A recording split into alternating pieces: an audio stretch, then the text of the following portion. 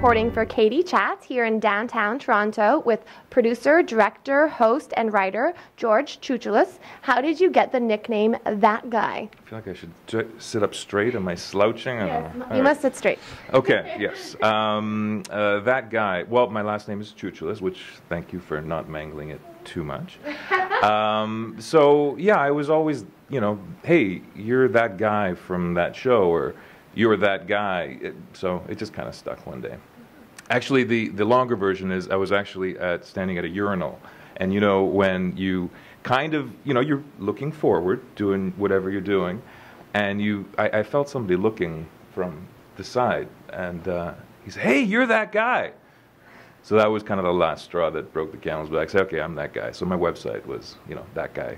Yeah, okay. So. And you've done so many different things. Host, you've made documentaries, you've produced shows. How do you do it all, and like what inspired you to make all the switches? I can't really say I thought about it too much. I mean, I kind of fell into it. Well, I went to school for radio and television broadcasting. I knew I wanted to be in front of the camera, so I kind of did that, and I did that for a long time. But I always produced and directed my own stuff, so that was the thing that always excited me.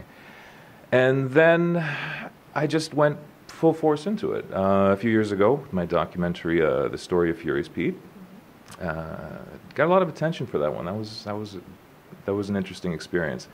It was accepted into Hot Docs. Toronto Life called it one of the top 5 films to see at Hot Docs, which was pretty cool.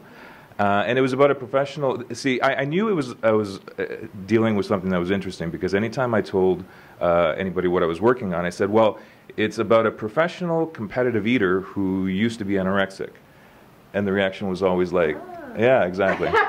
So, yeah, so it had quite a good reaction when it came out.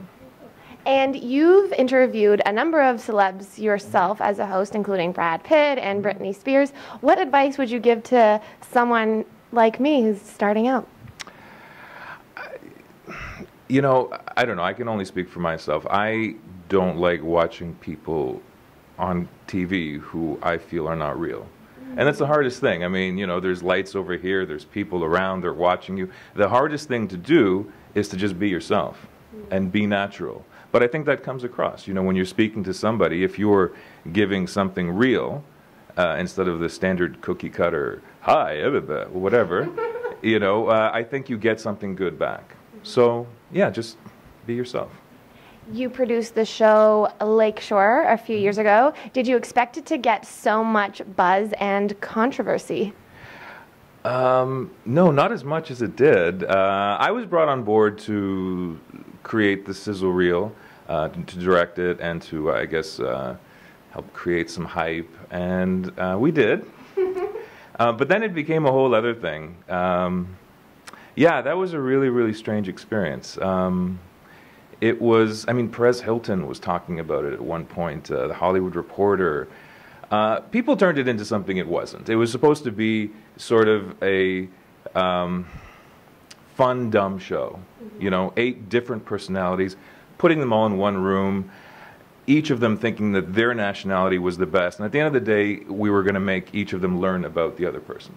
That was the idea. But, yeah, people turned it into something else, and I think it scared a lot of people.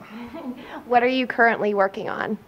Well, I've got my production company, so I do a lot of commercials and pilots for TV series. On the creative side, I'm really excited. I'm working on a documentary on a friend of mine, Angelo Tsarucha. He's a comedian.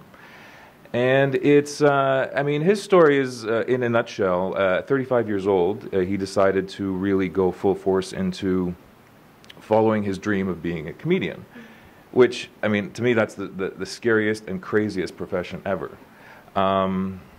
Fast forward 15 years or so, where he is now, I mean, for all intents and purposes, he's made it. He's been in a ton of movies, he's played in stages all around the world, so it was sort of a feel-good kind of thing.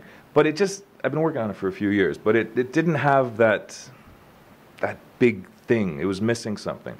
So at this point, we decided we're going to have Angelo play in Greece. He's Greek, and a big part of his comedy is that Yeah, he's never, he talks a lot about his Greek heritage, but he's never performed in Greece. So we're actually going down to Greece. He's going to play at the Acropolis. And we're also going to touch on all the craziness that's happening with the economy there and all that. So we're going to follow his story. And Russell Peters is going to be there too. He's a best friend of Angela, so it's going to be fun. And where's the best place to find out more information on you and all the exciting work that you do online? There's engine8media.com for my more commercial and production stuff. Thatguyproductions.ca. And yeah, those are two good places to start. Thank you so much. Congratulations on all of your success and best of luck with your upcoming projects. And thank you for saying, can you say CHATS for me one more time? CHATS. Oh, I love it. Yeah. Thanks. I'm Katie Allman reporting for Katie Chats here in downtown Toronto.